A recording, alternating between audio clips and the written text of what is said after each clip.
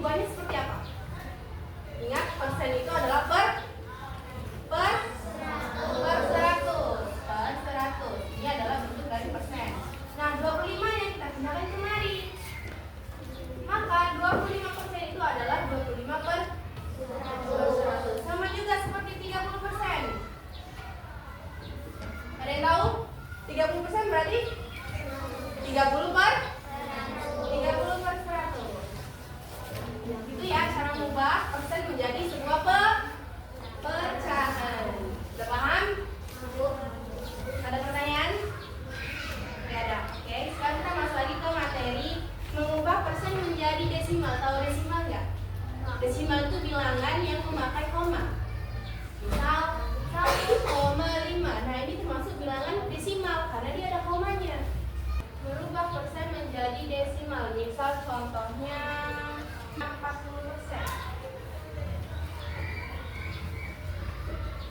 40%. Pertama, sebelum kita taruh koma-komanya, kita ubah dulu ke pecahan. Nah, kalau 40% ini diubah ke pecahan itu jadi berapa? 40 per 100.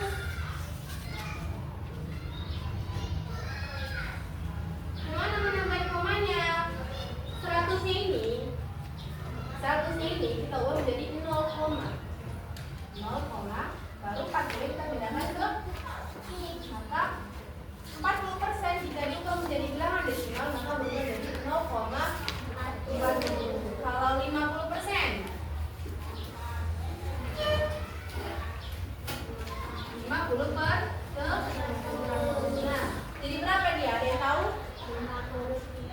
0,50. Oke, kita paham? Kita masuk lagi ke selanjutnya yaitu mengubah pecahan menjadi persen. Pecahan biasa menjadi persen. Misal dia 2/5. 2/5, ingat kalau persen itu berarti dia per 100, ya kan? Penyebutnya dia selalu 100, di bawahnya itu selalu 100. Karena ini penyebutnya 5, maka kita harus mengubahnya dulu menjadi 100 di bawahnya. Bagaimana caranya? Kita kalikan 2/5, kita kalikan berapa supaya 5 kali berapa supaya hasilnya 100? Ada yang tahu? 5 kali 10, 50. 5 kali 20. 5 kali 20. Nah, 5 kali 20 yang atas juga sama-sama kita kalikan 20. 2 kali 20 40. 5 kali 20 100. Nah, karena sudah berubah penyebutnya jadi 100, bisa kita ubah menjadi kalau 40 per 100 berarti 40 per 40% karena persen adalah per 100. Paham? Masuk kita ke materi terakhir yaitu mengubah desimal menjadi persen. Misal dia 0,83. Ini bilangan desimal ya karena ada komanya. Bagaimana caranya? Karena dia 0, di depannya, maka dia 83 kita pindahkan kemari. Karena dia 0, di depannya, berarti ini sama dia seperti ini. Ini adalah bentuk dari 40 per 100 0,40. Nah, sekarang 83 kalau 0, kita ubah menjadi 100. Inilah dia caranya. Ada 83 per 100 berarti 83 per persen. Persen itu adalah per 100. Oke, paham?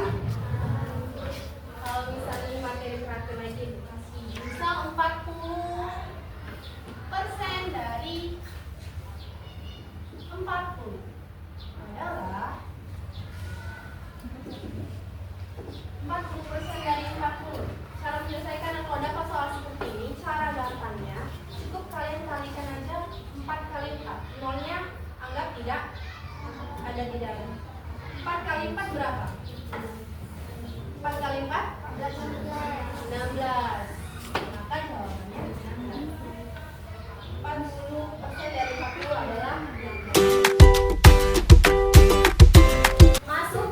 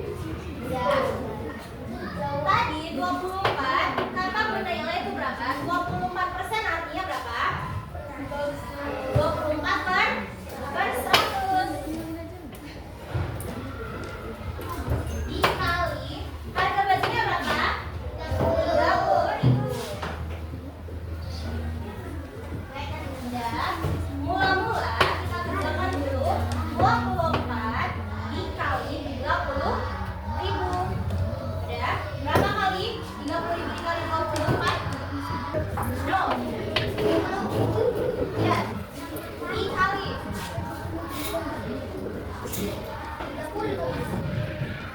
melipat jumlah apapun kalau dikalikan dengan 0 hasilnya 4 kali 3 4 kali 3 12 3 kali 2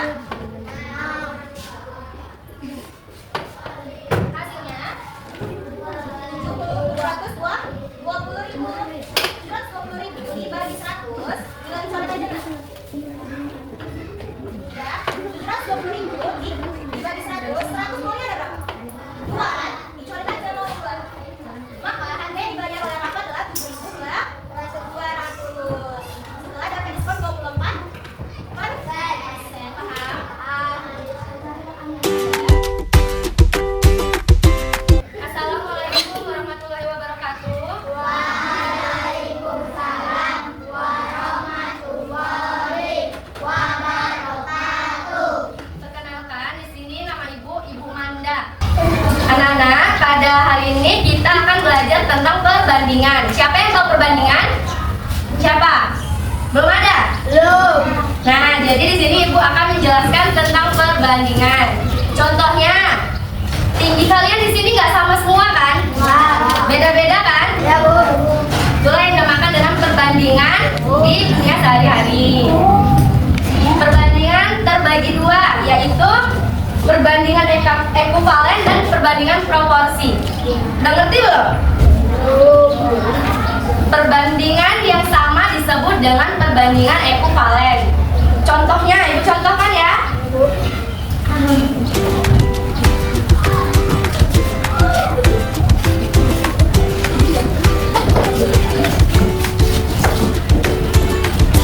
Contohnya tengok, A dibanding B atau 2 dibanding 3.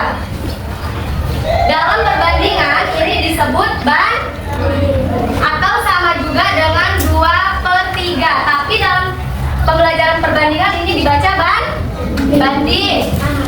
Ngerti? Contohnya lagi ya. 2/3. Tengok, yang atas namanya apa? Pembilang. Yang bawah penyebut. Kita pindahkan duanya ke sini. Kalau yang atas dikali 2, yang bawah dikali berapa? Tadi ekuivalen kan perbandingan yang sama.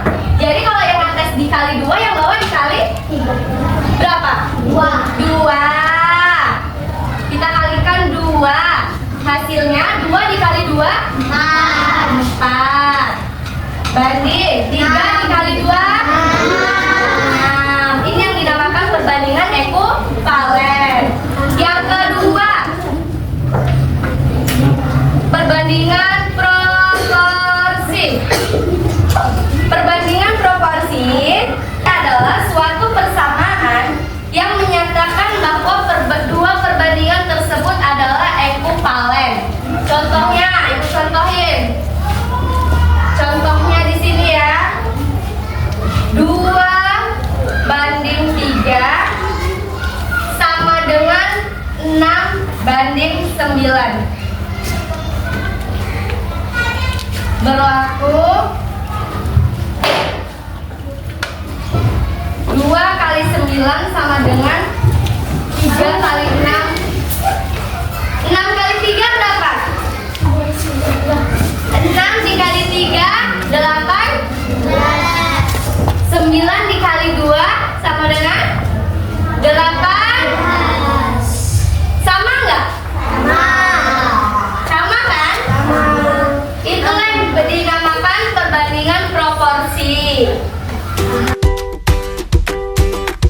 Assalamualaikum warahmatullahi wabarakatuh. Waalaikumsalam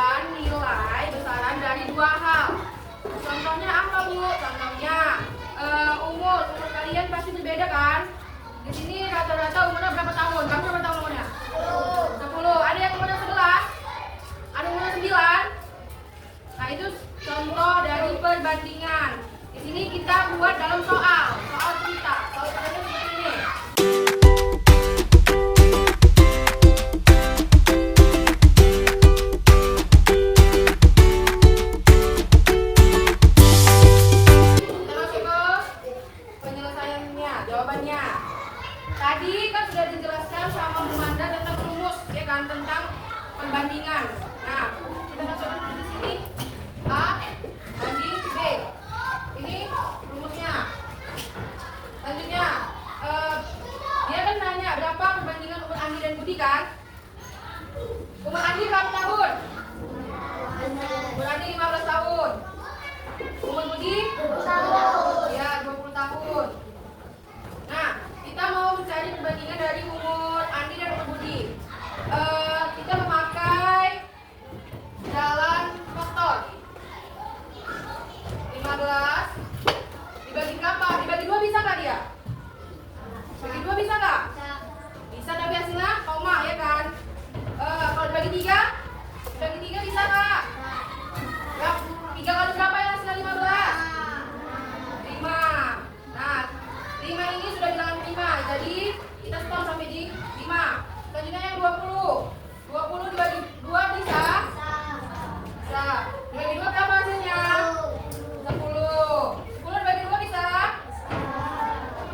Berapa hasilnya? 2? Ya 5.